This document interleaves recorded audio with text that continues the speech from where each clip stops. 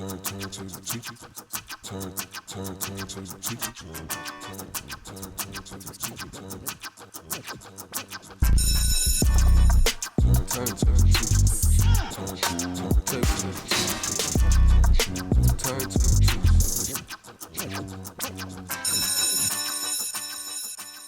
And welcome back.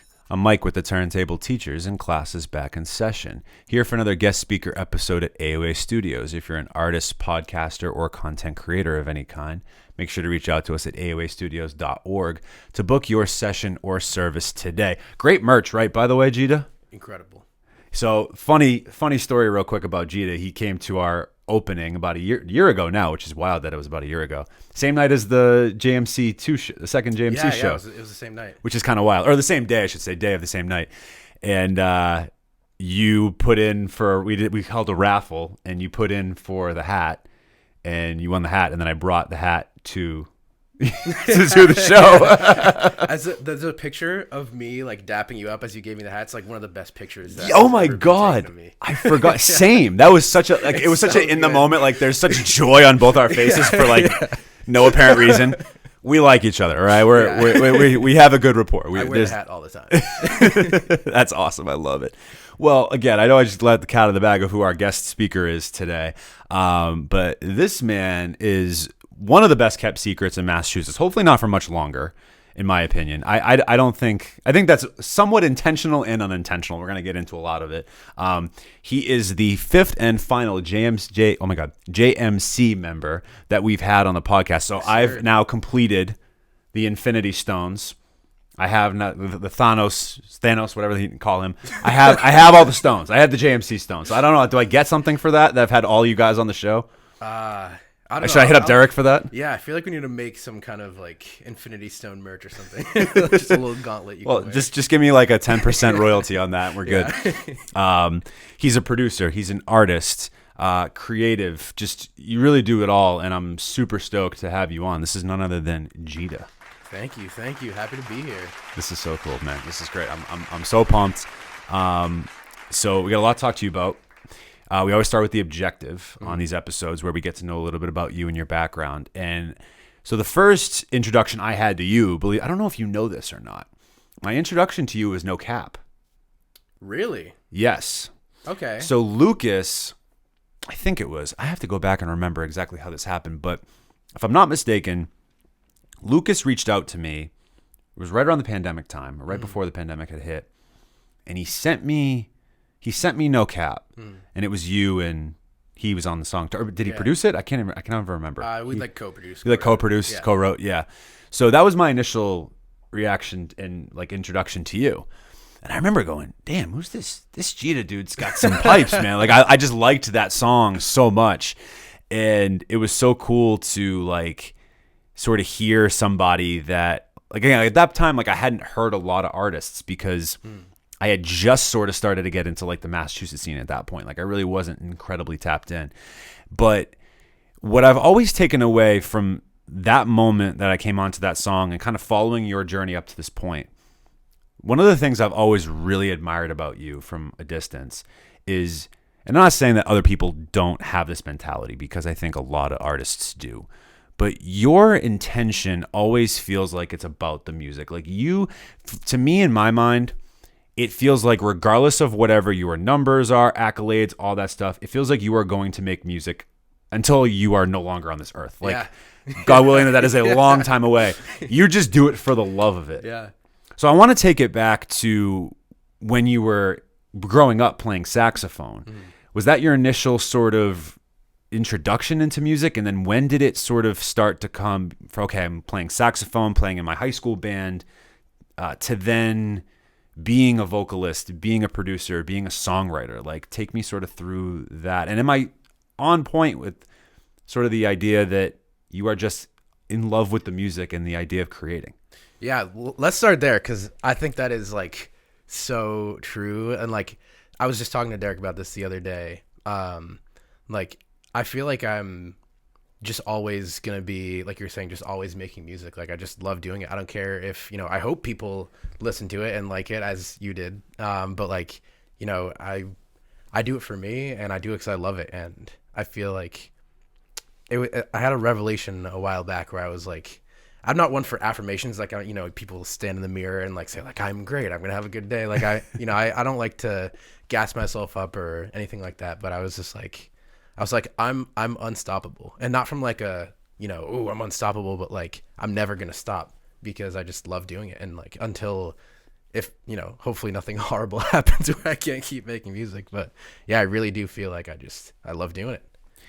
Yeah, because again, you don't strike me as somebody that like loves to be in the limelight necessarily. You're okay with it, but it doesn't seem like it's a want or a desire. Yeah. Is that accurate to say as Definitely. well? So yeah, so take me through. So because again, I think your journey is just fascinating. So you started like being a saxophonist, Yeah. really, right? And then when did it? So talk. Well, I first want to hear about that because I think that's also really cool. I love saxophone. It's one of my favorite instruments. It's pretty big cool. Kenny G guy. Oh yeah. I grew up on Kenny G. yeah. My mom, credit to my mom, that was like our dinner music was Kenny G. Really? Yeah, 100%. Nice. Growing It's up, good dinner music. It's fantastic dinner music. It's Not a lot classy. better. It's That's classic. classy as hell, man. It is, man. It's pretty solid. So take me through that, like, and then when was the transition to producing, songwriting? Like, I want to kind of hear the journey a little bit. Yeah, stop me if I rambled because Nope, ramble. This is your time to ramble. It's a This long is- journey. Go for it. But yeah, so in like elementary school, at my school, it was like every kid picks an instrument kind of situation. And I don't even remember why I picked saxophone, but I was just like, yeah, this seems cool.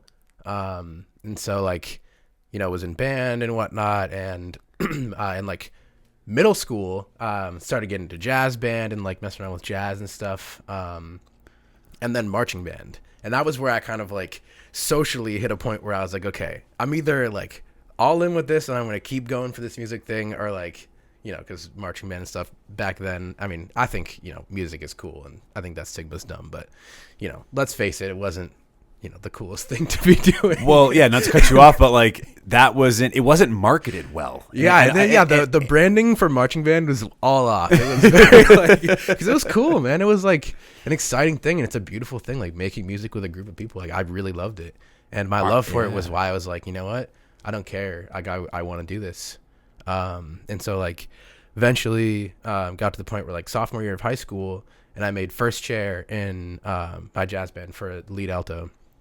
And I was like, this was like my peak career. I was like, oh man, I think I want to go to Berkeley. And I had also, so, there's like different types of saxophones, like alto. So I had started playing baritone saxophone around like late middle school, because I was like, this thing's awesome. It's like a giant tank that you get to just carry around. And so the guy who was playing bari sax in the jazz band left the band. Like he graduated and moved on. And my band director was like, my junior year, after having been first chair for alto, I was like, he was like, yeah, if you try out on bari and you don't make it, or you tried on alto and you don't make it, that doesn't mean I'm going to make you be, or let you be the bari sax player. Basically telling me like, we need a baritone sax player. I was the only guy who could do it. And he was like, we need you to do this. So audition for this, wink, wink, like very strongly telling me that he was going to cut me if I didn't do that. And I was like, man, like what a dumb thing to do to someone who was like, I was so inspired. Like I thought I wanted to go to Berkeley. And that kind of turned me away from music in that sense. It sent me down like the art path where I was like, oh, I like, creative, and I went to design school, yada, yada. But when I was at school, I didn't have an ensemble. That was when it was like, if I wanted to make music, I was in Northeastern Jazz Band for like 2 days before I was like, this is way too much work to do, like, and also being a freshman at college. So I started messing around in Logic, got some speakers. I remember like going to a buddy's dorm, and his parents had just got him these crazy M Audio BX8 monitors, and I was like, I want that, I need that. So like I got that, and it was just such a misguided, like classic, my first studio setup mindset. But yeah, started messing around in Logic, and over the years kind of got decent at it. And then I wound up working with a bunch of different artists like l.ucas, and people who would see me producing and like see me like writing demos for people, but like never really like taking my own work or my own vocals that seriously. And like they really pushed me a lot to like step outside my comfort zone and, sing on my own tracks. And I'm glad they did, because that's kind of like what got me here. Fast forward to today, like that's really. Yeah, that was a question I had a little later in the show but I'm actually gonna I actually leads right into the next part. So thank you for all that background. Nice. Let's go. Because when we had Deric on recently, his episode was like a few ago, and then we had Rilla, and then of course you. He had mentioned first he had talked a lot about him visiting you in your college house, I believe it was, where a bunch of you guys used to just create and stuff like that, and he would just want to be there and want to see and then that's eventually how he met Lucas and all you guys.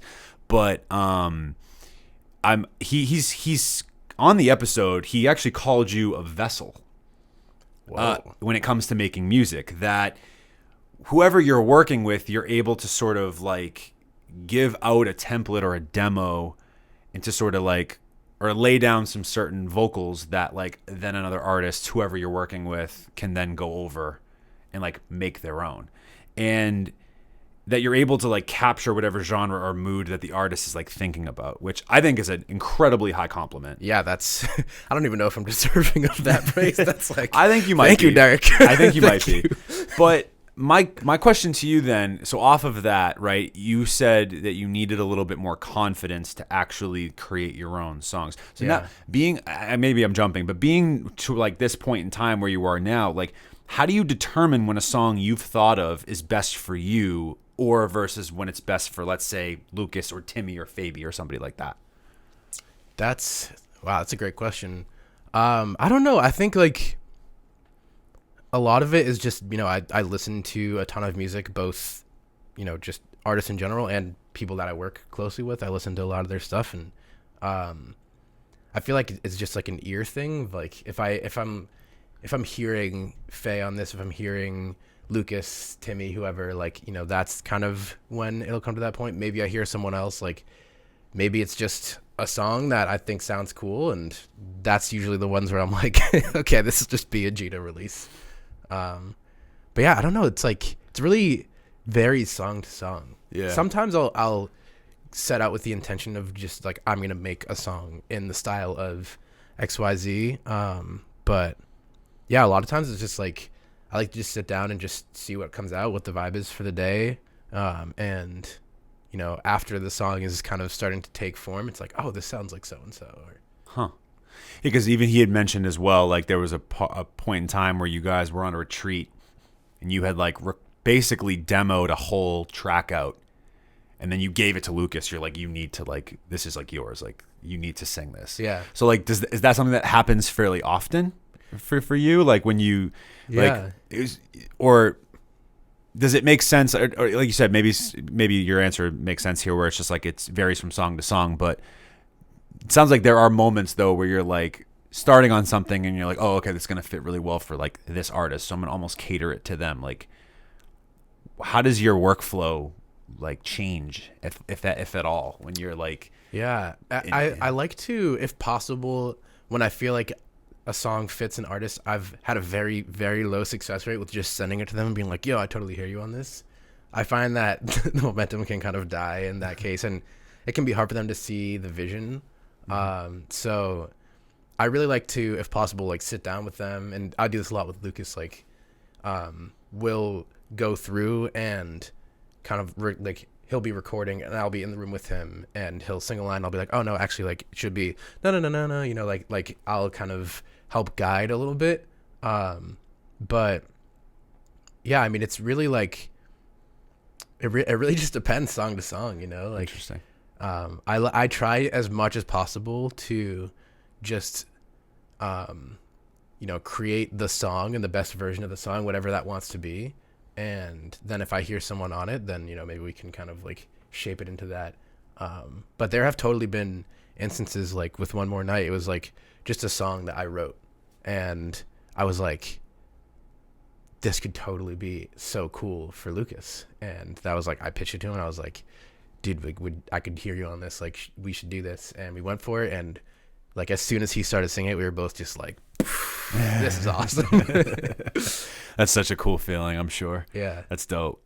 So when did you, I'll kind of backtrack a little bit now too, because I'm curious about this end of it. So like you had talked about the setup and getting everything going, but take me through like the first few months of like setting up your first studio, getting the equipment, all that sort of stuff. Like which came first? Was it the songwriting piece? Was it production, or was it your own vocals? Because it feels like maybe from my hypothesis is that the vocals maybe came last. But so which was like the more, were you more passionate about early on? Was it the songwriting or the actual production? I'd say it was definitely production at first. Like I was always interested in songwriting, and actually I can't believe I forgot to mention this. There's this game that I used to play with my brother growing up. It's called Little Big Planet. And in the second version of it, they had a music sequencer, and it was crazy. Like you could drag in, different instruments, and you could program like a drum roll and like play out chords and stuff. And I wrote a ton of music in that. And that was like more like songwriting, composition. But I also did like when I like first was getting into Logic and diving into like stuff in college, like I was doing a lot of just like, I'd made a lot of tropical house. Like I was really into Kygo, Matoma, like that kind of stuff at the time. I did a lot of remixes because I, wasn't singing.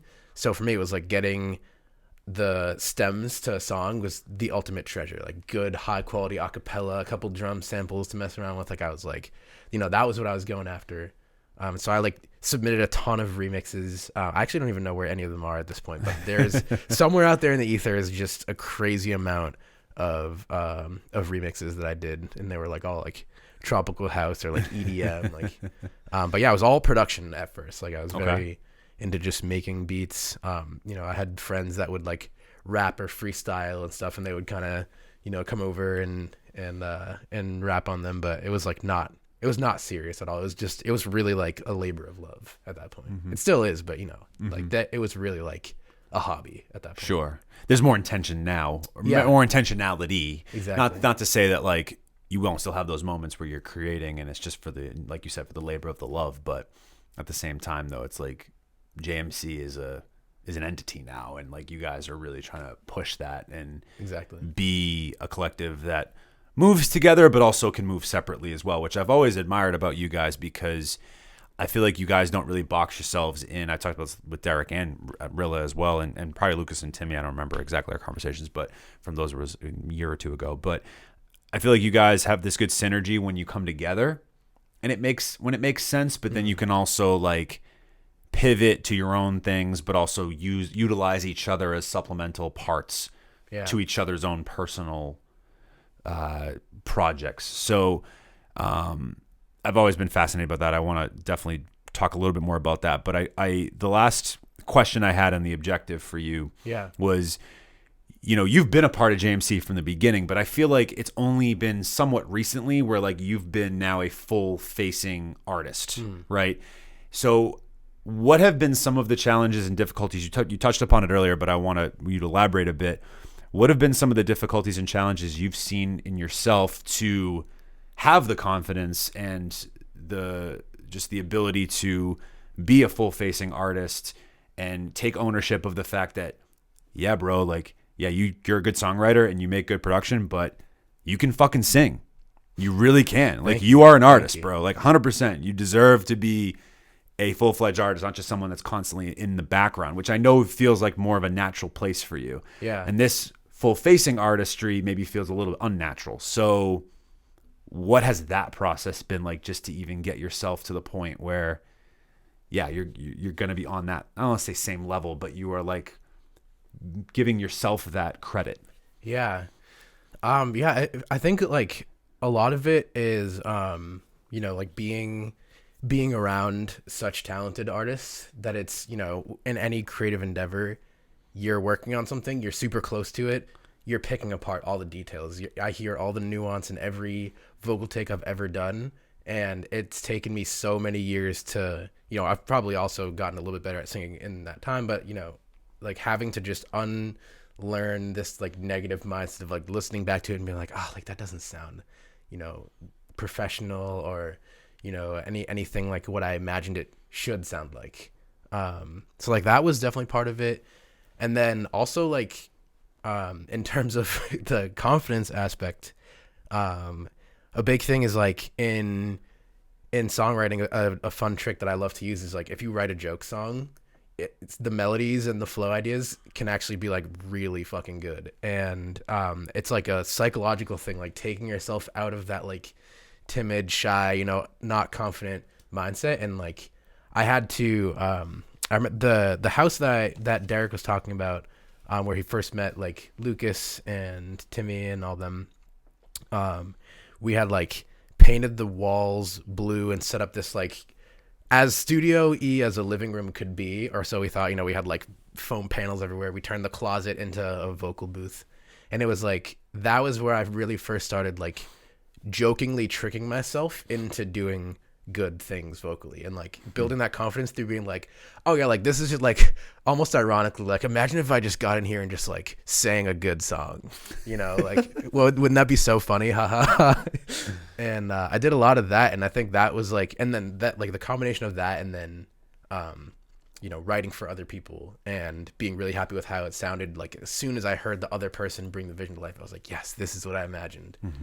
And then like them being like, dude, like it sounded awesome as you too. Like that was a big confidence thing, seeing guys like Lucas, guys like Timi, Rilla, Deric, like having that confidence in me is a lot of what pushes me to be like, no, like I can do this. Yeah. And well, first off, thank you for that answer. That's really, really thorough and great. Exactly what I was looking for from that standpoint. But it really is like fascinating to me, like how much confidence plays such a factor in everything that not only like you and I do, or necessarily, but just any human being to do from like either a creative standpoint or professional or anything like that. Like it's like essential, right? I know you're a big mental health guy. We'll talk about that a little bit later. I definitely got a few questions about that, but it's like so important to have that stuff in check in order to like sort of fulfill what it is like we're either meant to do or what we think we're supposed to be doing, right? It's like, and maybe if you didn't necessarily see yourself as a full-fledged artist per se, you're somebody that felt like, yeah, I just want to produce and maybe, help artists, write songs and arrangements and all this stuff. But yeah, there's other things that people are seeing in you. Even myself, where, I obviously had been a fan of your music for a long time. I was very frustrated for quite a while because you didn't have a lot of music out. Still don't have a ton. Working on that. Yeah, I know. We'll also talk about that soon. But so my biggest thing, and I'm not saying this just because you're here, and this is no knock to the other 150 some odd artists that submitted to Masterclass, because you all killed it in your own ways, and I really appreciate all of you guys. But, and my girlfriend can attest to this. This is the truth. Your submission to Masterclass was pretty confidently, I can say, my favorite. Wow. I mean that wholeheartedly. Thank you. From the standpoint of, I must have re-listened to your demo so many goddamn times that to the point where my girlfriend Chris was like, all right, when is this going to be a song? And I would tell her, I have to talk to Lucas first because I need to make sure that this is what he wants. I think this is going to what he wants, but just to make sure. And it's, I can't fathom anyone else singing that song other than you. And wow. I mean that because, and again, not to say that, Jared Vasquez definitely did his thing on that shit. Like, oh, he's awesome. So, I mean, incredible. Yeah. Lib, like, just brought it home. Yeah. Like, that song's beautiful. It might be out by now. It's coming out soon if it's not out yet. So stay tuned. It's called Spell It Out. Lucas production. Jiida, Jared Vasquez, and Lib. But I felt like your submission was the backbone for it. And like that hook just gets me every goddamn time. And so if anything, right, continue doing what you're doing, have that egoless sort of thought when it comes to making music, but also trust your gut too. If like you think you sound good with it, maybe go for it. Maybe don't just be so quick to give it away to somebody else. Like, cause I think you have as much talent as any artist I've had and producer that I've had on this show. So I want you to know that. And it feels like that's becoming a well-known thing for you anyway, but it's just, I just want you to know that your submission was one of my favorites, and I'm blessed and grateful to have you on my project. You're gonna make me tear up, man. Our project, I should say, not even my project, our project, because it is Thank our you. project. So you're welcome. Thank you. You're welcome. It's well deserved. Thank you. You're welcome. Yeah, it's. That was a great session, by the way. We had a lot of fun. Oh on man, that that just hearing you describe that, like that brought me. That whole process was so wild because like I remember going through the beats and hearing a beat that I like was so confident. I was like, this was Lucas's submission, and I had an idea for it, and I was like, I'm not gonna do it. I'm gonna do this other one because I don't want to do it on Lucas's beat. which is hysterical, And incredibly the one ironic. that I did was actually Lucas's beat, and the other one was like I don't remember who the producer was, but it wasn't Lucas. So I was like mind gamed myself into like Picking Lucas. Well, it was funny because Deric texted me after that. He goes, just a heads up, like Jiida did just record to Lucas's beat. I promise I didn't tell him that it was Lucas's, but I just watched him do it. I think you're going to be happy with it. It's really good. And then when Lucas and I were having conversation, we were both, I think he was more worried about than I was. I was like, I don't give a fuck. Like this needs to be on here. But he's like, are people going to like think that we like backdoored this? I'm like, no, even if they do it, I don't give a shit. Like this is the best part. I'll take a lie detector test. I had no idea. I actively tried to not pick a Lucas beat. Like I was Lucas, and I knew one was real as his production's so iconic. It's funny. The not to, I don't want to talk too much about Masterclass, but like the funniest part of that was I was glad we did him anonymous for that reason, right? Because it tested your boundary to like, okay, just go off of the beat that you feel really passionate about, really strongly about, but also like to have certain people be DMing me like, oh, this is definitely this person's beat, blah, blah. And the amount of times that people were wrong. And they're like, oh yeah, I'm boys with this person. Like I totally, or girls with this person, whatever. I totally know that this is so-and-so's beat. I'm like, nope, it's not. But the only one that everyone got right every single time was Rilla's. Everyone's just like, yep. Captain Bop is no question Rilla's. And I'm like, yeah, it's tough to mask that one. Yeah, it really that's is. Rilla. You can't But keep that man down. no question. But anyway, I want to pivot to the main lesson. Yes. So one of the things that I wanted to talk to you about specifically was, of course, proof of concept is really soon. As this date of this podcast is airing, it's probably in a few weeks.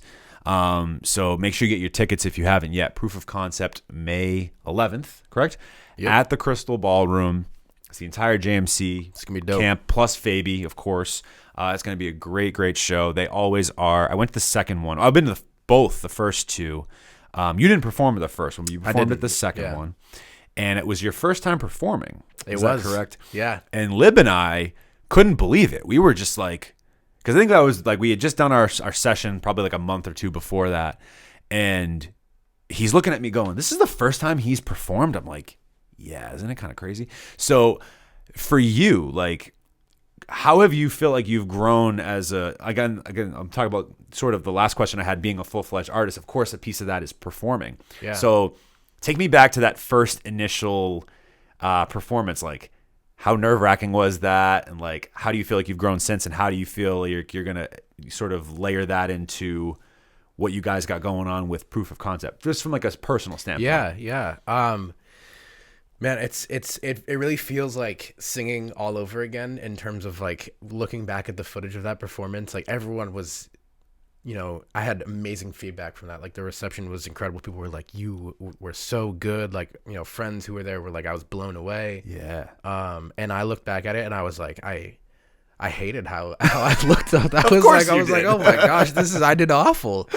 It was like pitchy and et cetera, and I'm like being so critical of myself. So it's kind of like been that sort of journey where like I have to, performing at Lucas's show for his album release. Yeah. The I astronaut suit that you had on for this Halloween weekend. Yeah, that was cool. That was cool. Might do that again. We'll see. But yeah, like I've had to just kind of do a similar thing where it's like, I tried to remind myself, like, because I was super nervous at first, but, it's like there's hundreds of shows every night. Like, actually getting up and performing, yeah, it takes courage, but it's like, I needed to stop building it up. I knew I needed to stop building it up in my head as this, like, crazy thing that was, like, make or break, or, because, like, what's the worst thing that happens? There's technical difficulties. I say the wrong word, forget a song. I get embarrassed and cry running off stage, like, whatever, who cares? And so I kind of had to just like talk myself down from building it up in my head about like, it's it's cool and it's exciting and it takes guts, but it's also like it's not that special, you know. Get up there, have fun, deliver the songs, like it's about the music. And yeah, one thing that I like really want to try to push more for this one is like kind of having more of a dialogue in between songs and trying to communicate more of like the emotion of the music. Because I definitely make music with a lot of emotions involved. 100%. Yeah. In the writing and in the sonic aspect of it. Yeah, no, I think so too, because that's something, believe it or not, when I managed Mako for a long time, or not a long time, a couple years, but that was a conversation we had a lot last year when he had a long stretch of like a lot of awesome performances. And one of the things we had talked about, I remember having a phone call with him, and I was saying like, you know, one of the things I really thought you did really, because I think he was a little upset from a certain performance. I don't want to say which one just for confidentiality purposes, but I was like, nah, but yeah, maybe it didn't go as well as you wanted to from like a crowd standpoint. Maybe the crowd wasn't as quote unquote into it, but I thought what you really did well was you talked more in between the songs, and you were trying to bring, by the end, like more people were there. So take it in that from a standpoint of like that might have been helpful for like another show down the line when you have 500 people in a crowd and they want to get to know you more. Again, you don't want to like air out all your dirty laundry, but yeah, like as a music fan, like I feel you got to go one way or the other, right? You either got to be a complete enigma and be totally just closed off, and people just you gotta be a mystery. People just wonder about you. Frank Ocean or something. Exactly. That was exactly who I had in mind. Frank Ocean, The Weeknd, right? For a long time, up until maybe the last few years. Or you need to be somebody that's relatable, or at least willing to offer something of themselves. Maybe not their whole life story, but like something of themselves that's relatable, right? So, you know, I feel like he kind of took that in stride, and he was doing that. So I'm glad that you're early on, like, thinking about that and connecting with the crowd, because then that, I think, truly believe that like when you have a great performance, or an artist has a great performance on a stage and you're in the audience, I'm sure you've had the same situation where you can become such a strong fan from a live performance, more so than you can from like listening to a song even if it's on an album, or if like streaming or whatever it is. So I think that piece of it's like really important as like a music fan. Right? Yeah, absolutely. And like that, I think that's where a lot of the like pressure can come from too. And it's like, you know, I've seen a lot of really talented performers and like people who, you know, can sing better than me and dance better than me and all this stuff. And I'm like, oh man, like it'll be so cool if I could do that. And, you know, you like want to make such a lasting impression on people, but like you were kind of saying, it's a rep, you know, it's getting the practice in, it's continuing to perform, doing it for the love of it. I definitely love performing way less than I love actually making music. I think probably a lot of artists share that sentiment, but you know, but it's a part of the craft, and it's like, I try to look at it as that, you know, it's like a different expression of the song and of the music. And it's like for sure a live entertainment aspect of it. Cool. I hear you completely. My next question for you, in a song that you have, because I want to start getting to some of the music you have in the vault. Yeah. Because I've heard you have 2 albums in the vault, or 2 albums worth of music in the vault. I mean, there's more than that, but it's like 2 albums that are like pretty much the songs could all come out. Gotcha. Yeah. Before that, what is a song? So if there's people listening to this podcast right now that aren't really as familiar with your music, what do you think is a good song or a good introduction to your sound, or to Jiida in general, that's already out in your catalog? You know, that's actually like a really hard question to answer. Like, I feel like I make a lot of different music. So like you listen to something like Homebodies and then something like Support, and it's entirely different vibes. And I feel like both in a way represent me. I feel like I would have to say, I feel like I want to say Support. Okay. I'm struggling to answer this because it's like for different reasons, different songs represent me, but I think probably the one that's like the most like Jiida would have to be support. Cool. Do you mind if we play a clip of it for the people so they get a feel for it? Yeah, All right, of let's do it. course. So this is Support. All right. One of Jiida's songs that is out now. We'll link it in the description. And if you like what you hear, obviously don't go anywhere because we got plenty left with Jiida. But after this episode, if you like what you hear, make sure you save it and whatever else you like from Jiida's catalog. So, but this is Support, a clip of that, and we will be right back. I'm fighting demons. Can you hear my insides screaming? I can't believe it. Where's my support when I need it? I'm so dizzy and I don't know why. First time being up this side, but I'm never leaving. Even if it rips me to pieces. Yeah, yeah, yeah. Tell me how it all ends. How to feel pain through a new lens. How to stay sane, think I'm missing something. Pick it all up till my heart is pumping. I think I found a whole new reason to stay sober. Getting sick of having hangovers. Heartbroken, I think I need closure. I wonder if I'll ever know her. I don't think we're right for each other. When push comes to shove, we're just friends. I felt the flame in your heart go out. Now I'm frozen over again. I'm fighting demons. Can you hear my insides scream like, oh, I can't believe this. Got my, where's my support when I need it? Like, oh, I'm so dizzy and I don't know why. First time being up this side, but I'm never leaving. Even if it rips me to pieces. Like, oh. And that was Support by Jiida. If you liked what you heard, make sure you hit the link in the description and hear more of what Jiida's got in his catalog. We even talked, as that song was playing, some other songs that maybe were a better choice. Toxic is one of my personal favorites of his. Don't Tell My Girlfriends. There's some good stuff out there. We'll link all of it in the description for sure. You have a couple of bodies of work. I want to get to that. Yeah. But first, it's time for a pop quiz. So you've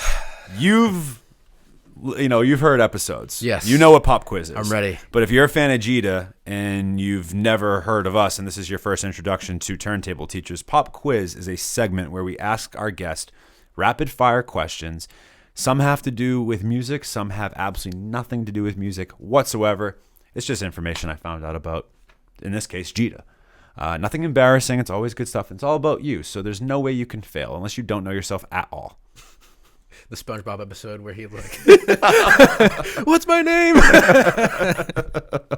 Hopefully it doesn't happen to anybody in the show. It almost happened to one person. Pierce almost had a moment there a couple of times, but poor man's been concussed too much. Love you, Pierce. That was not supposed to be a shot. That was all out of love. All right, so they're going to start off like, pretty easy, and they're going to get progressively a bit more like, how the fuck did you find that out potentially? So we'll see what happens. True or false, you were a long-distance runner in high school? True. What did you run cross country? Was that like your thing? I did cross country and track and field as well. Nice. But yeah, it was like my younger brother was the captain of the cross country team when I was a senior and he was a sophomore. He was the captain. Yeah. Yeah. How was that at family dinner? Because I was a long distance runner, but he's nasty, and it was so funny. Like they'd be like, "Boone to the front of the line," and I'd like start running up, and they'd be like, "The other one," and I'd just like sulk back. That's actually really funny. That must have made for some interesting family dinners. I'm yes, sure. yeah, very tense at the Boone family table. All right, as someone who used to do martial arts, which is the hardest to learn in your opinion? Like, which martial art is like the toughest? I only did karate, Okay. but I know for a fact, I don't know. There's so many different kinds, but Yeah. I know that Brazilian jiu-jitsu is really tough. My brothers do Brazilian jiu-jitsu, and yeah, It's like like thank wrestling. Like you have to just be strong everywhere, Right. And Right. yeah, very demanding. How far did you get in karate? I was a black belt. No kidding. Yeah, but it was Damn, like don't it fuck was with more Jiida. like Do not fuck with I'm Jiida. very very passive and peaceful. I know. I'm kidding. Yeah. It was more of like a motivational kind of spin to it too. Like it was a lot about like fitness and like bettering yourself. Yeah. Which I think is part of karate and like the philosophy behind it. It's Totally. like self-defense more. Yeah. But yeah. How when did you do? Was it when you were a kid or was it when you were adult? Yeah, it was like for a lot of my life, like I'd say up through like the middle of high school. Gotcha. Before the music sort of just started to kind of Yeah. consume. Makes sense. All right. As a big time gamer and someone who is in multiple friend groups of gamers, Yes. if one had to go, D&D, Magic, or League of Legends, which would it be?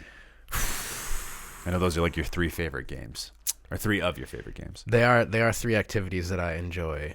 I would have to say League of Legends, just because the other 2 are like so like wholesome and fun, and like, you know, getting together with friends in person often and like hanging out together. And League of Legends is like, it's terrible. It's bad. Don't play League of Legends.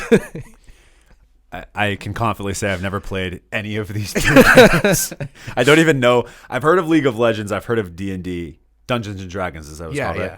I don't know what Magic is. I actually tried to look it up, and I think I'm even confident that I found the right one. But it's like a card game. I'm a huge nerd. I wear it on my sleeve. it's nothing wrong with that.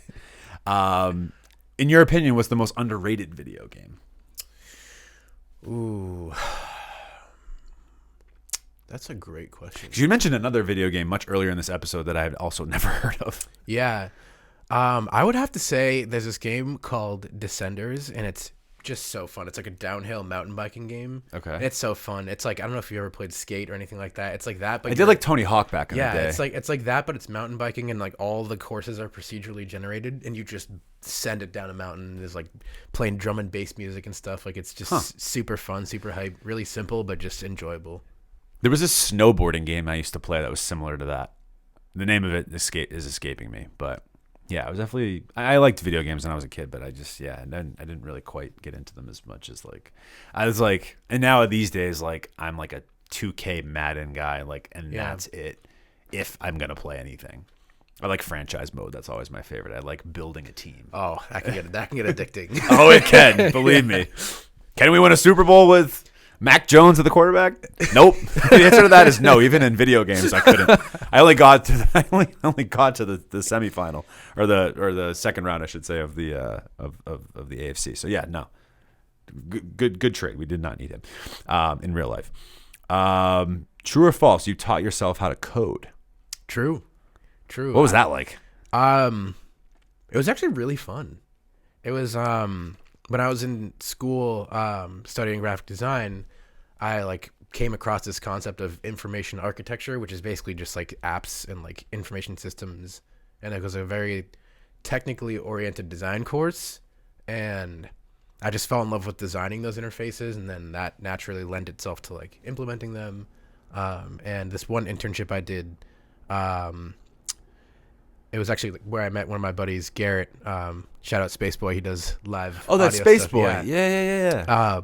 And it was like I was super exposed to a ton of development, and a lot of like technical aspects of like building prototypes and products and things. And I was like, man, this is dope. I wanna keep doing this. So I just like looked up. There's so much free stuff online. You can learn anything on the internet. It's awesome. Yeah, it is. YouTube University, people. But I also did an independent study with a professor that I really liked, where he just kind of, helped guide me through learning, HTML, CSS, JavaScript, that sort of stuff. Dope. Very cool. Yeah, I don't know anything about coding, so that's why it's fun. None of this is all gibberish, like a puzzle. to me. I have heard that. I've heard you've been known to crush a mega-sized box of Goldfish in a day. Is this also true?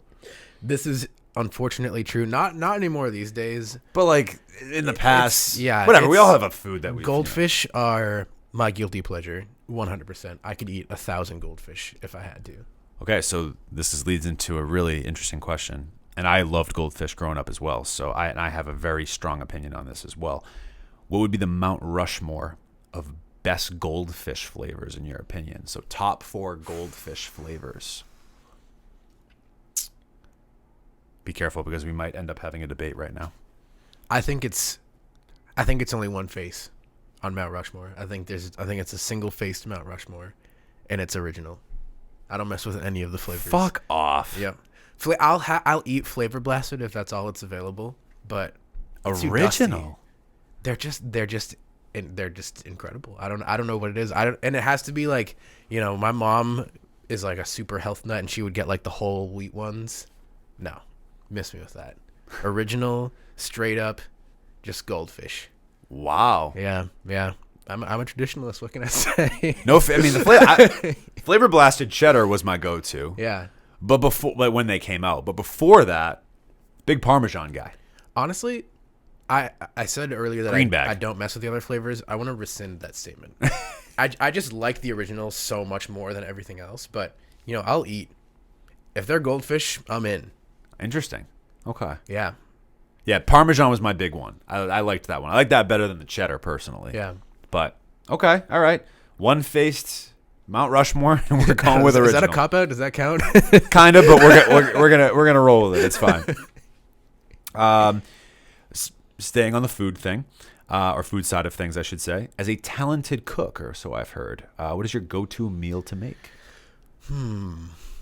I found this one recipe for it's like a prosciutto mushroom pasta. Damn. And it's just so fun to make. And I recently started making my own pasta too. No kidding. Which is it takes a long time, but it's hard. The flavor difference is incredible, and it's like my ultimate. You know, if I have people coming over and I want to flex in the kitchen, like that's my go-to because it's pasta. I know I can hit it out of the park every time, and it's, you know, it's making everything from scratch. It's just that extra, like, you know, icing on the cake, like, oh yeah, and, you know, made my own pasta, did all the, you know, nothing serious. I love it. You said that pasta you're tasting? Yeah. Yeah, I made it. Yeah. And anyone who's had it, they can vouch for it. That's awesome. So being half Swiss and spending a lot of your summers in Switzerland, what is one aspect of the country, either the country or culture, that maybe the average American knows nothing about?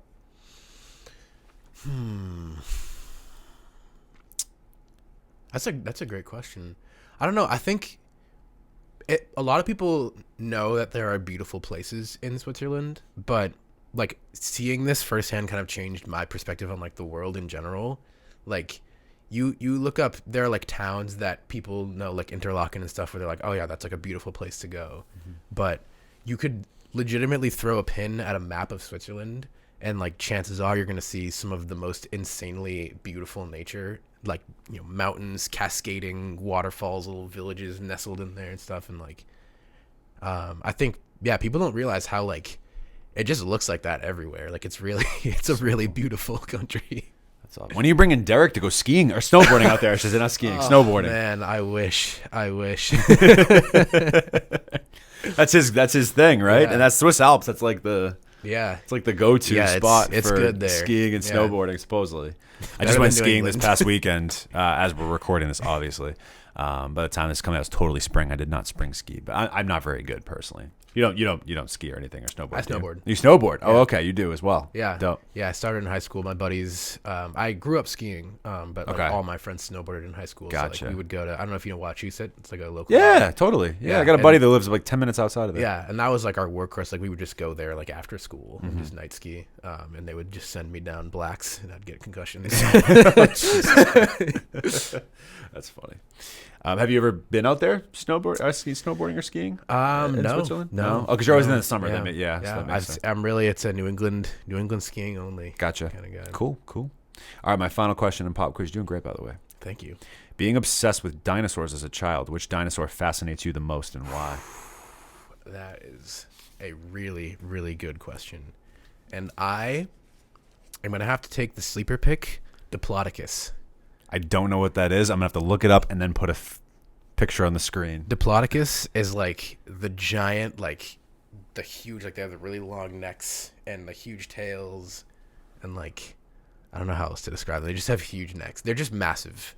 And I just always thought it was so cool. Like, they're these massive organisms, and just the fact that they were even alive at all is crazy. But then the fact that they only ate plants when they could have just killed any dinosaur, and they could have taken any dinosaur, you know. Yeah, and they were like, "Oh, we'll just eat these trees." I don't know how that was like satiating for Yeah, them to yeah, only exactly, like leaves and stuff. Wait, was that so? Have you seen The Land Before Time? Yes, that was. Yep. Is that what I think technically they were brachiosauruses, Brachiosauruses or brachiosauri. I don't know the plural of it, but they might have been Diplodocus. I don't know, but those are both. Because what you're describing, that kind of it's that type of dinosaur. that type of dinosaur? Littlefoot's parents. Littlefoot. Thank you. I don't remember Yeah. Littlefoot's parents. Yeah, oh, Littlefoot. Shout out to Land Before Time. Seriously, great series. Yeah. excellent series, and still holds up. I feel like. Oh, yeah. It's something I will totally be showing my kids. No question about it. I just died. Like, there's something about being a kid and dinosaurs that is just, it's intrinsic. There's like, you show a kid a dinosaur, and even if they're not into dinosaurs that much, like they're still gonna be like, damn, That's cool. That's pretty Yeah. dope. Yeah. Pop quiz with Jiida. Well done. You did Thank great. You did thank great. you. I try to know myself. He knows himself well. Been studying all my life. For this moment, past Turntable teaches pop quiz. Not that we've had anybody fail, but maybe someday. That'd be really funny if someone fails pop quiz. All right, so the back to the main lesson. The two projects you're working on, or that you think are not done, but they're in a good spot, or they would be ready to release. So, talk to me about the bodies of work that you got coming out now. Which one maybe is going to be coming first? I just want to hear about the music that you have in the vault. Yeah, so my like first album, I really feel like it's more of like a mixtape, Dying on a Hard Drive. That's kind of like, I just had a ton of music in the vault, and That's the one that's already out now, correct? Yeah. Gotcha. And it was kind of just like, we got to put these out just because why not, and so that was a lot of fun, but that was like more like a mixtape. And so I have one project that's like, it's tentatively called Just for Fun. And that's kind of like a similar vibe, just a bunch of music that's, I like and would like to release, just because I love it. And, it's currently just existing on my computer. And then there's another project that's like way more conceptual, and I really want to like do kind of the opposite of that. And like, rather than going the mixtape route, like really have a concept and a direction, and like, go super hard on the storytelling. And, like Dying on a Hard Drive, I mixed it all myself. But I had some help from l.ucas, but like, it was, just me mixing it quick and dirty, mastering it, same thing, just send it. And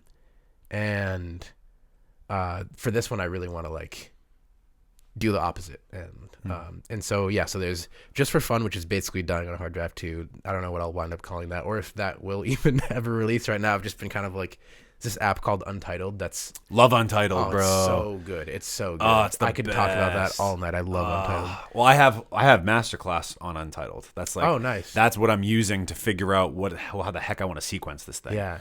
So it's fantastic. It's Lib so actually good. is the one that put me onto it. Really? He was like, "Oh, bro, you got to get this. You would probably love it for masterclass." And oh my god, I use it all the time. It's incredible. And it's so, I feel like it's so rare that a new tool comes in that I can actually just adopt fully into my workflow. Like, it can be such a forced thing to try and use a new tool like that. 100%. I But agree. yeah, Untitled, so cool. Anyways, So dope. so Just for Fun, aka Dying on a Hard Drive 2, is kind of more just like collection of songs on Untitled.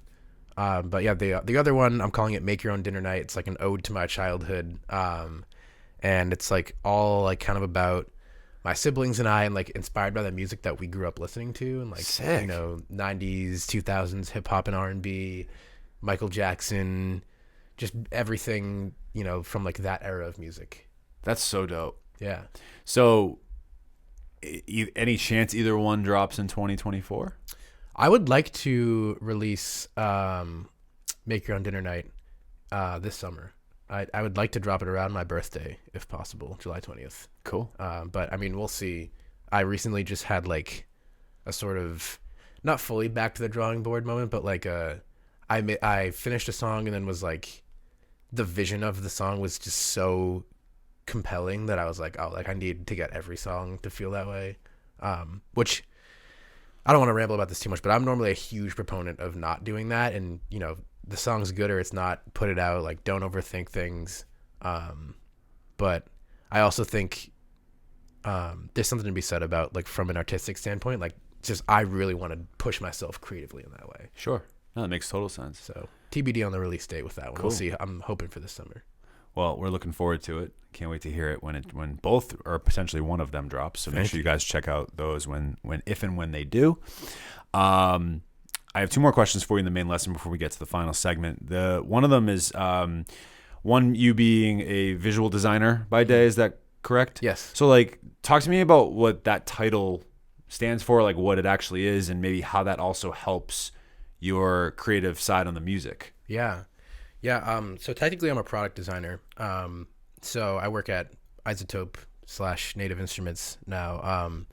And it's like, basically what it means is I'm like designing the UI of like plugins, like tools for music creation. And what's really cool about that is like part of the design process is user research and testing. And so I got to talk to a lot of different engineers and artists and like learn about their lives and like their experiences in the music industry and different workflows that they use. And so like part of my day job, I guess, is like getting to learn about music, and like how people make music, and like, you know, everyone from other, you know, people who are doing it as a hobby, or like, you know, huge names and pros and things like that. So yeah, but yeah, product designer specifically is what I do, and it's like designing the UI of the plugins. Sick. And how does that like help your, I mean, it sounds like they work hand in hand, but I'm curious for you, like what inspiration do you take from that to your like your own music? Are there like certain plugins that you test out and you want to start using on your own music? Like how does that work for you? Yeah, I definitely get to do a lot of like competitive analysis and stuff, which basically just means looking up cool new plugins that come out and seeing what they're doing. But I think it's given me a better understanding of, like, you know, you always hear, especially like when you're starting out and you're like looking for like, oh, you know, so and so does it this way, so that's how you EQ a vocal and stuff like that. And like being able to like, you'll hear some people will say, oh, you just kind of got to do your own way and there's no rules, etc., etc. But like seeing how a wide variety of like professional mix engineers or artists or producers or whatever approach things, and seeing that it's all like leading to great music, I think was a really big thing where I was like, okay, I don't have to think necessarily like, how would so and so EQ this vocal? How would so and so do this mix? Like it's just, you know, how would I do it? Right. Huh. Interesting. That's super dope. That's awesome that you have that as like your day job, to be able to actually like put that in practicality. Yeah. In like obviously your I don't call it your side hustle, but like it helps to amplify what JMC is doing in a lot of ways too, which is pretty dope. So I love that. That's super cool. Yeah, I feel very fortunate. That is, yeah, as you should be. My last question, the main lesson, is on the lines of mental health, because I know you're a huge mental health advocate. Yeah. Something that I've gone through a lot in my life as well. So I'm curious, like, what do you do in your day-to-day to help support your own mental health, and how can we as like a society, do you think, like, I know this is like, we're not going to like change the, you know, the problem of mental health in this conversation, but I think any type we're able to have these types of conversations, they're impactful and important. So first off, like I said, how do you support your own mental health on a day-to-day basis? And then on the flip side, what as a society do you think we're maybe not doing, or that we could maybe do better to help aid people that go through mental health, which is really all people, but obviously there's levels and scales to all this. So I'm kind of curious your thoughts. Yeah, I absolutely love this question. I think there's a number of different things that I do. I'm terrible with like habits and rituals, so it kind of will vary month to month, week to week. But I love meditating, journaling, and then one habit I do have is I go to therapy every other week consistently, and I have for years. But yeah, I feel like a big thing that's really important is just like checking in with yourself, and, you know, understanding that it's normal to feel all sorts of emotions. And, you know, even things that I used to like, you know, I growing up would have panic attacks, like even as young as like 10, 11, like I struggled with anxiety my whole life. And I always felt like it was this thing that I had to stop. And then I realized like I was getting anxious about being anxious. And I was isn't that the worst? Yeah. Like I would be like, oh man, I'm getting anxious, I'm going to have a panic attack. And then that would bring on the panic attack. Right. And I just like had to realize like, it's okay to feel anxious. There's nothing wrong. Everyone feels anxious sometimes. Like there's nothing wrong with it. And if you feel, you know, like guilt or shame or like any of these negative emotions that people are like grapple with in their daily lives, it's like you're trying to tell your body or your mind trying to tell you something like, hey, like, you know, if you're anxious about something, that's because you really care about that thing and you want to make sure it goes well. And like, that's what makes you, that's your superpower, you know, the fact that you care enough to want to go the extra mile and, you know, get there early, or like whatever the thing is, you know, be prepared for it. Or like if you're feeling guilt about something, it's like, yeah, you shouldn't have done that. Like that wasn't good, or, you know, whatever the reason is, like tuning in with your emotions. So I think reflection is a big thing that I try and do consistently.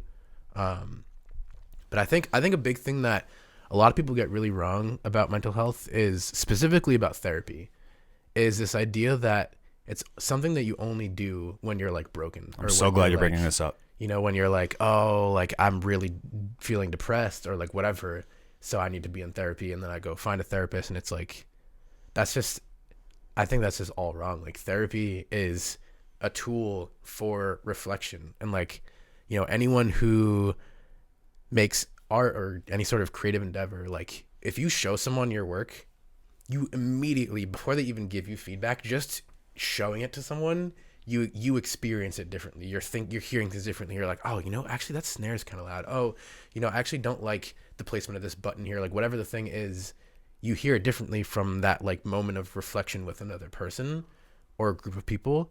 And that's something that I think is just so critical for like being in therapy, is like, it's like a lifelong tool that I have in my toolbox, and that everyone should have in their toolbox for processing emotion, processing life. Life is a lot. Things happen. Things are good sometimes they're bad, sometimes they're just confusing. And like, you know, I've had so many breakthroughs just from talking to my therapist about something that I thought was mundane, and then I'm like hearing myself saying it, I'm like, I'm being so hard on myself, or like, you know, why do I care about feeling this way? Like it's totally normal that I would feel stressed or sad about this, or like whatever, you know. So therapy is a tool, not a solution. I'm so glad you brought this up, because I agree. I think that, and I've even done it myself, where I start to run to therapy. I've been in it off and on in most of my adult life. Off currently because the therapist I was going to left practices, and now I'm in kind of in limbo of trying to find somebody new. And I think the other thing too, that I'm glad from a standpoint that there's a lot more avenues for people to find a therapist now. Like you have like these online forums like BetterHelp, and you hear ads for it all the time on certain podcasts, or you see it, and it's a beautiful thing. What I also think people need to understand about, maybe if they do or don't, is that like you said, therapy is a tool, but also like therapists vet their patients, but like we also need to be vetting therapists. Yes. Of like, you know, don't get into the mistake of just saying I need to find a therapist and then settling with the first one you find. Yeah. It's kind of like anything else. It's like dating or test driving a car or looking for a home. Like you're not gonna just like drive one car and be like, okay, great. You know what I mean? Yeah. Now that's a great thing. If that happens, you're like, oh my God, this is my dream car. Yeah. Home run on the first try. Yeah. Always works. As I'm saying that, when we were looking for studios, this is the only studio we went, so I'm totally hypocritical like, right yes, now. this one. But again, it was like, this is different circumstances. Like this is just, you know, you can't pass this up, right? Yeah, no, this is a so great space. thank you so much. But so it can happen. I'm not suggesting that that's not the case, where like you stumble upon one therapist and it works. Like the very first therapist I ever had, he was fantastic, and he just happened to be one of the therapists that was on campus at my college. And he really helped me a lot. So not to say that like I wouldn't have chosen him again, but I think that's the biggest thing now too, where it's like find somebody that like fits your style, or like, Yeah. I think it's okay. I think something I ran into too, I had a therapist for a long time where I felt like I really liked him as a person, but I didn't feel like he was, after a while, I didn't feel like he was helping me. It just felt like one of those situations where I would go in and I don't want to say complain, but I would talk about what was going on, and he'd just be like, well, you're doing a great job. Yeah. And I'm like, I don't need to hear that. Yeah. I need to hear like what the fuck I'm doing wrong. Yeah. Not that I'm doing wrong, but like offer me a different perspective. Exactly. A different Don't just tell me perspective. that I'm doing great. Yeah. Like, I don't want to hear that. Yeah. Like, that's not the point of my therapy, at least for me personally. So I think, but maybe you are somebody that needs that type of therapist that is just like, hey, good job, Jordan. Like, you're doing great. Like, maybe someone else. So I'm not suggesting that that's bad. I think it's just a matter of understanding who you are as a person and knowing maybe what you need. Now it's weird. Like, I'm in this weird mode now of like, I don't want like the normal therapy. Like, I'm really looking at some of these alternative ones. Like, I really want to do IFS. Like, that's like, I'm trying to, and there's not that many people around here that do that. And I just feel like, you know, what I've gone through, not to air out my shit, but like when I've gone through in my life, like I feel like that's what I need right now. I don't need like a therapist that's going to tell me I'm doing great, or that like, you know, you're just doing the best you can, and like blah, blah, blah. Like, I need someone's going to push me and like push what like I think I know. Yeah. I mean, there's different types of professionals that offer therapy as well. You know, like there are people who are just therapists. There are people that are like licensed mental health counselors. Like there's all sorts of different things. Yeah. There's even like nurses and doctors and stuff who like specialize in mental health and will offer therapy. Like, it's really you're totally right that you have to find kind of the right fit. And that can be challenging. It can be challenging, but I think also something that I've had to learn a lot along the way is like, you know, like I didn't really like my therapist when I first started seeing him. It took me a couple months to like really, you know, warm up to him, open up to the idea of therapy, and I had a lot of like really incorrect ideas about what therapy was. Like, I would, you know, show up with a list of things that I wanted to fix that week, or like, okay, here's what happened to me. Here's my list of grievances with my life. Fix me, you know, and then I'd leave the sessions and he wouldn't have fixed me. And I'd be like, what the hell, man? Like, what did I just do this for? And it's taken me a long time to realize that it's like, it's different for what each person is looking for. It's different for what you want to get out of it. And it's also like, having preconceived notions about what therapy is supposed to be can be a negative thing too. Or for thinking sure. like, you know, you have to jive with this person immediately. And to an extent, you know, there are like, you know, some people are just more comfortable opening up around people that, you know, look similar to them or at a similar stage in life. Some people want someone that's completely different from them. Like, you know, everyone is looking for something different, but yeah, I think you got to stick with it a little bit too, to an extent, and see how it goes. After like a few months, if it's still not working out, you know, okay, and you're really like, you know, accepting the journey and not trying to push it in one way or the other, then you know, obviously it can happen that it's not a good fit. Right. Yeah, I hear you. I think, it's just a matter of knowing what you need and what your overall, just what you want to get out of it, I think is important, right? Exactly. Because like I said, like I'm at this point now where, not to say that this is what all my therapy sessions were, but I don't feel like at this point I want a plate. Like I don't want to go to therapy simply to just bitch about my life. Yeah. If that makes sense. Not to say that there's anything wrong with that, or that that people might not need Some that. people want that. 100%. Yeah. Oh my God, 100%. Yeah. Like, because you might want to bitch about your life and you don't want to leave that at the footsteps of your significant other or a friend or a family member. Yeah. Right. And I did that for a long time.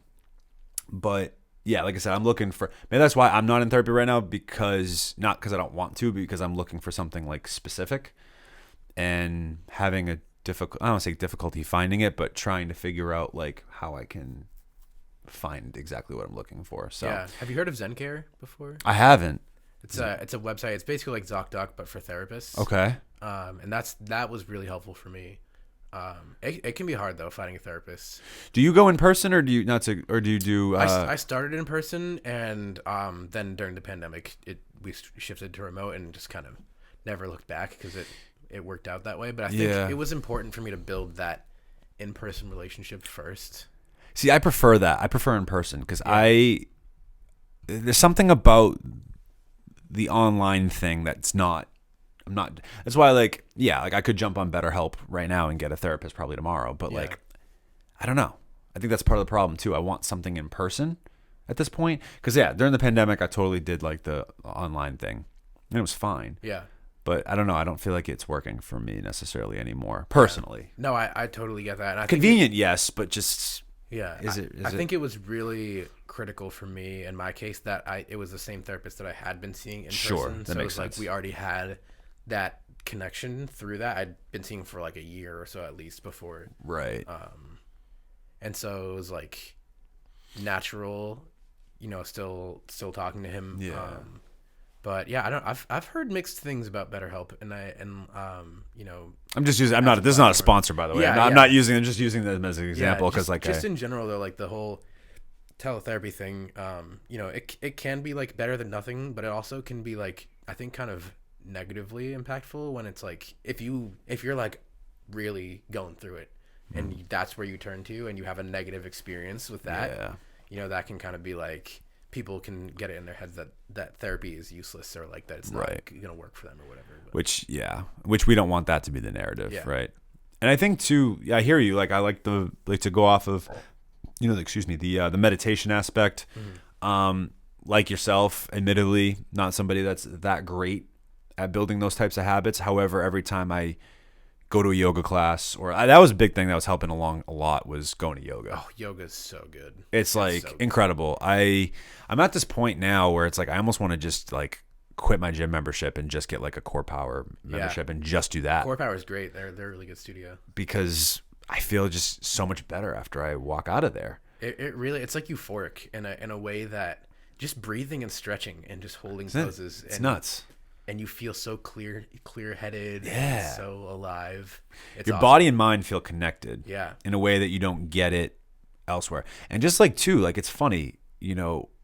I was talking to my mom about this because, growing up, I was a basketball player. I still, as we sit here today, I'm still in a men's league.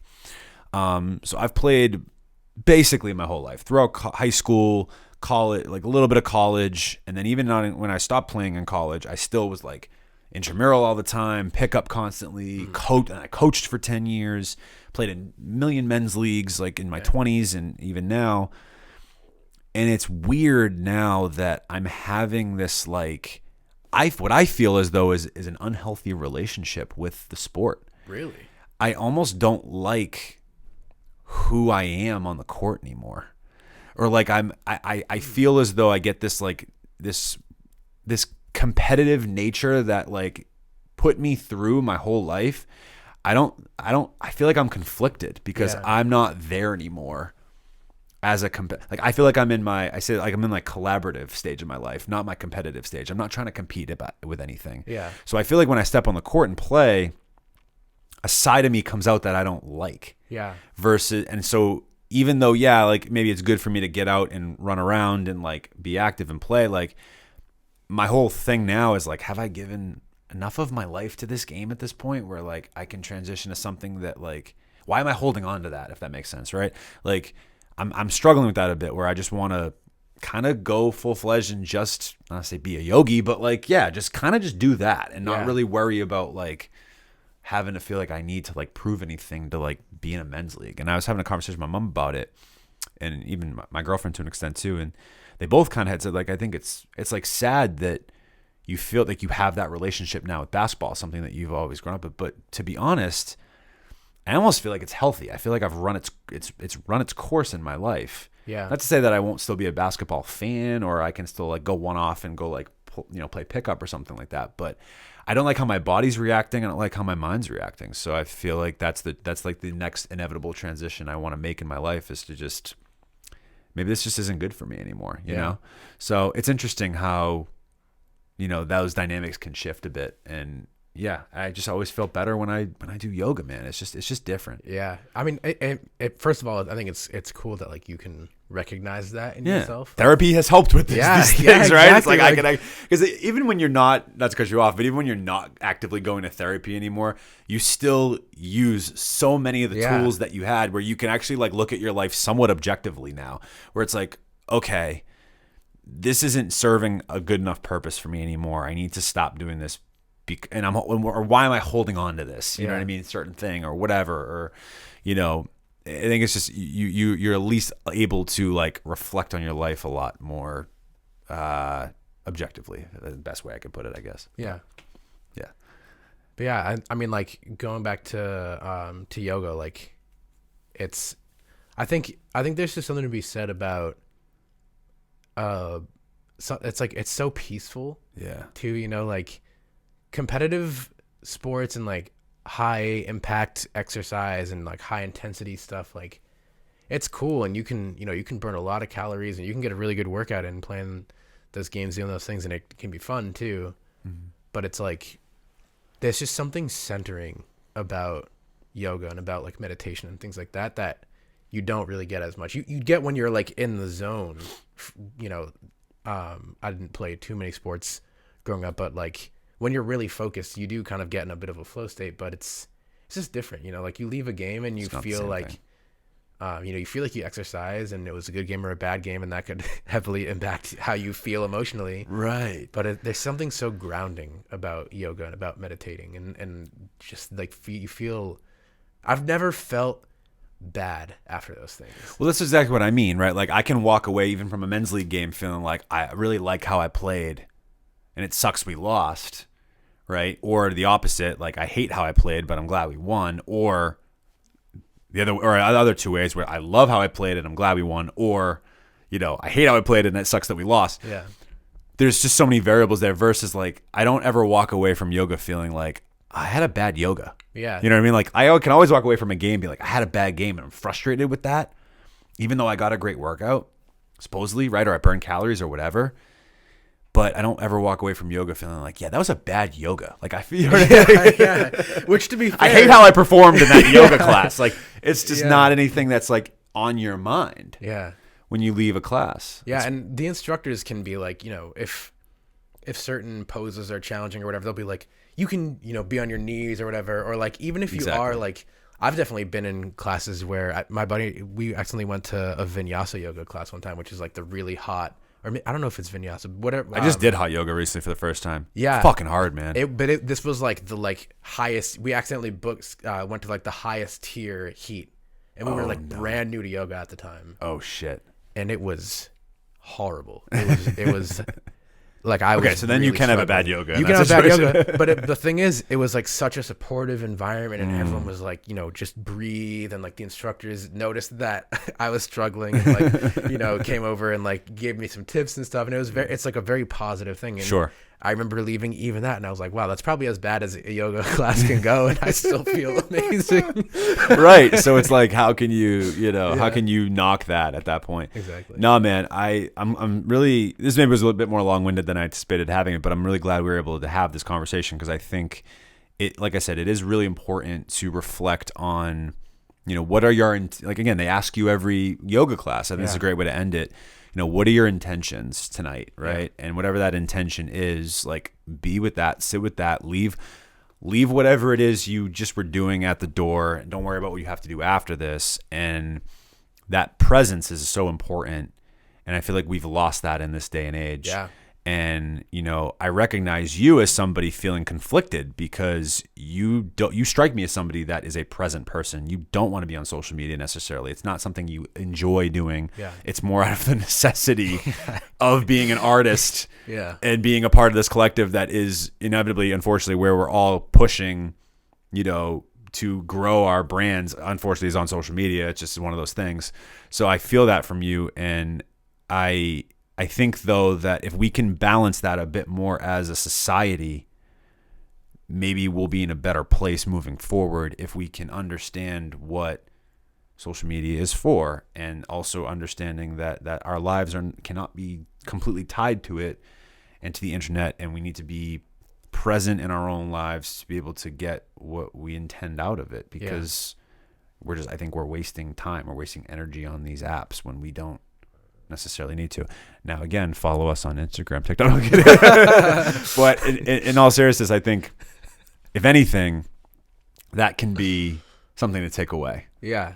I don't know. Yeah, no, it definitely can. And it is interesting seeing how, like, for all of the good that technology has afforded, and like, you know, being able to be connected. And, you know, we were talking even before this about like it being a global thing. Like, there's a lot of good that comes from it, but, you know, when that's where the world is happening, it also becomes toxic in a way. And totally. Yeah, I try to post as much as I can, but it's like, you know, it's really not something I enjoy, and there's so many things to do that I enjoy that I often will kind of gravitate towards those. But I can tell. Yeah. I can tell. It's just, which is fine. There's nothing wrong with it. But then again, right, I think it's about, this is why I love having you on, and that why I wanted to have you on was because it's not really about that. You know what I mean? And I don't want, And again, yes, I am on social media a lot. And again, some of it is out of necessity. I do have my days where I'm like, I am not touching this thing. I'm not going on it. Like, I can't. Or I just post quick and I'm off. Like, I can't be on it long term.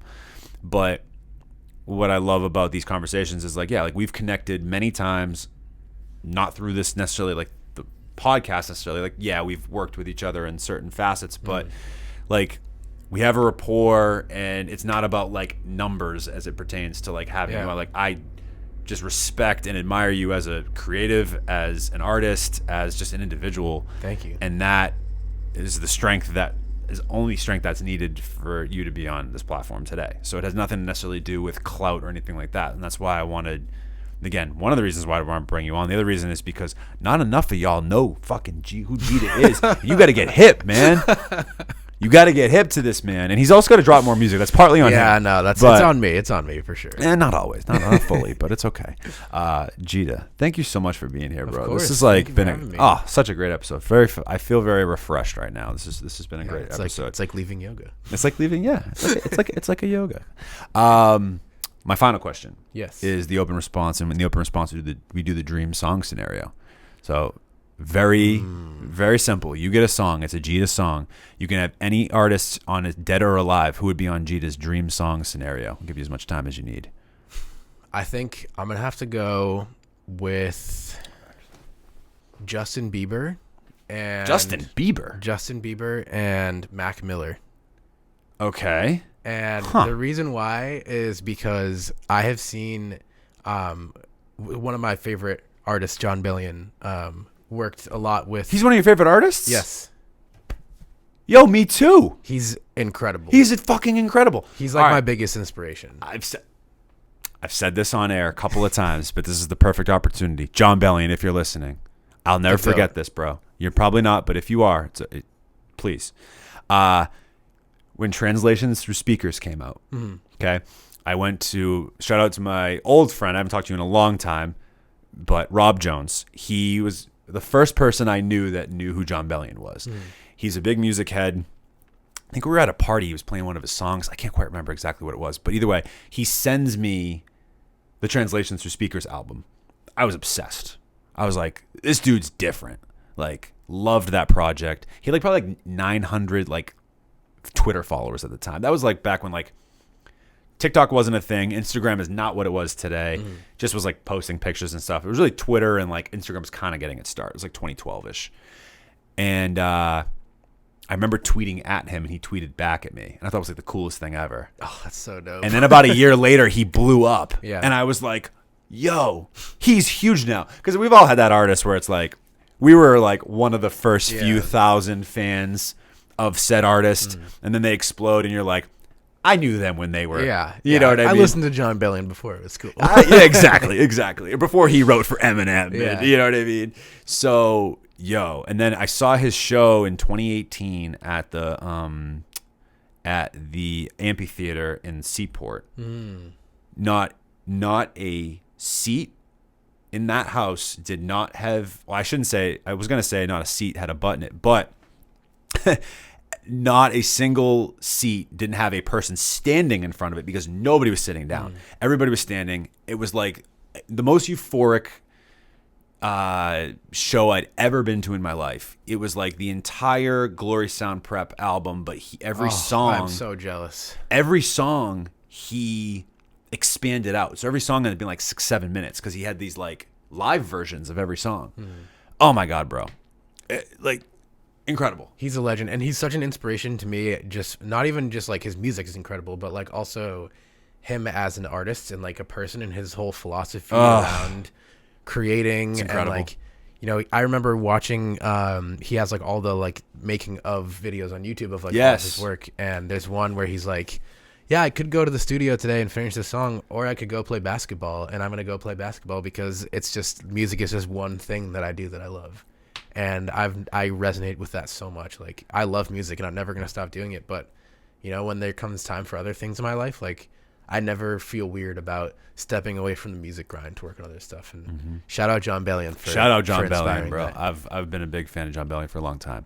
The reason why I said Justin Bieber is because he worked a lot with him on his album Justice. the one with like Peaches and Oh, I didn't realize that.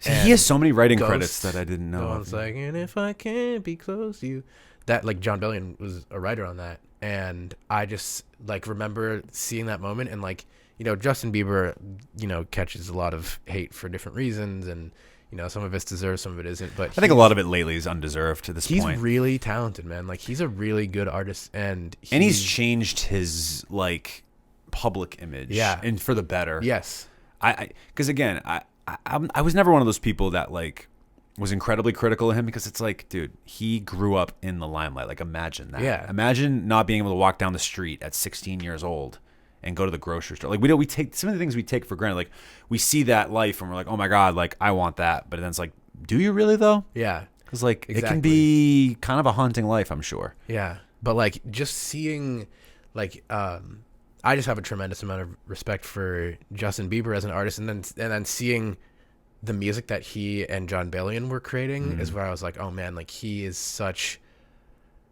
be such a cool artist to collaborate with. And I could hear John Bellion in some of the songs, like both. I think some of the ad-libs are actually his voice, and also you can hear the influence.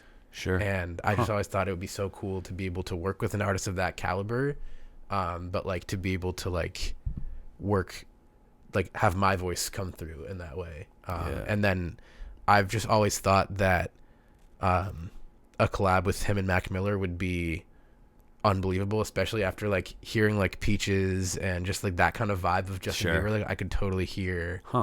And yeah, Mac Miller's awesome. It would be so dope to. And then you get 1 to 2 producers, and so I don't know if I said the whole thing. You get 1 to 2 producers, and then you get up to 3 guest features. So you can add another guest feature if you want, or you can just keep it at Mac and Justin. And then of course you get some production. Who do you want to produce the song? I would take Ian Kirkpatrick. Okay. And Take a Day Trip. Someone else just recently had said Take a Day Trip. I They're- think it was Y-Try actually had said Take a Day Trip. You Take a Day Trip are so fire, and they're my like, I listened to them before they were popular. Like, I've been listening to them for so long, and they've been going at it for a while. They've been working for a long time. But like, yeah, like the stuff they're doing with Lil Nas X, and they had a bunch of releases with Lil West that I thought were super cool, and they're just so talented. Definitely like have that X Factor star power producer. And then Ian Kirkpatrick, like, you know, all Dua Lipa's Future Nostalgia, and he's an incredible producer as well. He does like live streams and stuff that are just gems.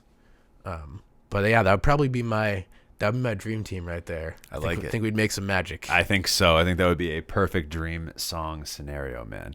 I am glad you said Bieber, because like I said, I just didn't expect it. It's not that hate, no shade on Bieber, because like Purpose and Justice, I think, are 2 really, really strong bodies of work. Purpose especially, I loved that project when it came out.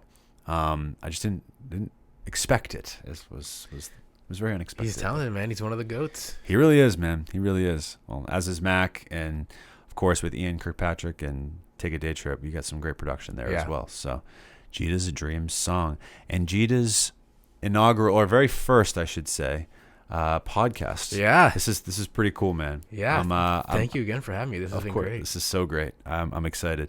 I guess nothing left to do now would be to plug away, so let the people know where they can find you, and anyone else you want to shout out. The floor is now yours.